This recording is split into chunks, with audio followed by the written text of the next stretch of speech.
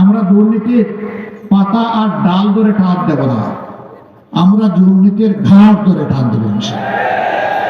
চাঁদাবাজি করা যেহেতু হারাম, আমাদের একটা লোক কোথাও কোনো চাঁদাবাজি করে না। আমরা হারামের উপরে হাত রাখবো না, আমরা কোন স্ট্যান্ড দখল করবো না, করি নাই। মামলা বাণিজ্যের কথা বলেছি, আমরা করি নাই। আমরা কি করেছি? আমরা মানুষের জীবন সম্পদ এবং ইজ্জতের পাহারাদার হিসেবে আমরা 6 তারিখ থেকে 15 দিন টানা আমাদের সমস্ত কর্মীরা সারা বাংলাদেশে দায়িত্ব পালন করেছে। আমরা থাকলাম এইদিকে পড়ে, আর একদল লেগে গেল নিজেদের কিসমত বানাতে। কি রে ভাই, এর নাম রাজনীতি? এটা তো দুর্বৃত্ত করা। রাজনীতি হবে নীতির রাজা, মানুষের কল্যাণ সাধন করা। মানুষের কোনো অকল্যাণ রাজনীতি হতে পারে না। আমরা ঘোষণা করেছি ইনশাআল্লাহ আপনাদের দোয়া ভালোবাসা ভোটে যদি আমাদের 11 দল যে নির্বাচনী ঐক্য, যাকে আমরা বলেছি ঐক্যবদ্ধ বাংলাদেশ, যদি ঐক্যবদ্ধ বাংলাদেশ সত্যিই জিতে, তাহলে সত্যিকার অর্থে বাংলাদেশ জিতে যাবে ইনশাআল্লাহ। এবং সেদিন আমরা সমাজে ন্যায় বিচার কায়েম করবো ইনশাআল্লাহ। আমরা বদ্ধপরিকর।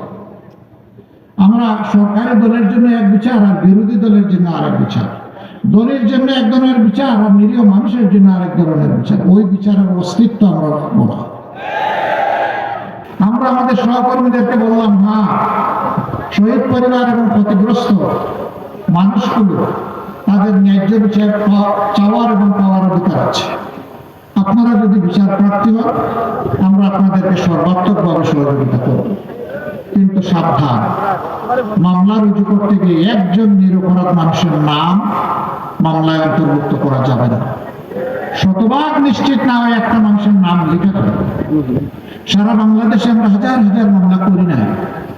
দুর্নীতির জড় আমরা কেটে দিতে চাই। আমরা দুর্নীতির পাতা আর ডাল ধরে টান দেব না, আমরা দুর্নীতির ঘাট ধরে টান দেব। রাঘব বোয়াল, গডফাদার, মাফিয়া, এরা থাকবে আইনের দ্বারা ছোঁয়ার বাইরে। আর ওই যারা সিসকাচুর, তাদেরকে আনবেন আপনি আইনের আওতায় শাস্তি দেবেন। এটা চরম অন্যায়। জড়ে মূলে হাত দিতে হবে ইনশাআল্লাহ।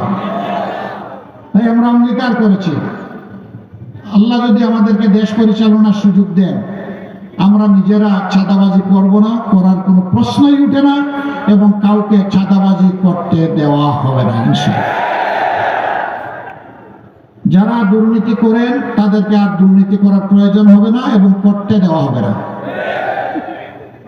যদি দুর্নীতি বন্ধ হয়ে যায়, আপনার আমার জীবনে অর্ধেক শান্তি নেমে আসবে। বাকি আরো কিছু কাজ আছে, ওই কাজগুলা করলে শতভাগ শান্তি নিশ্চিত হবে।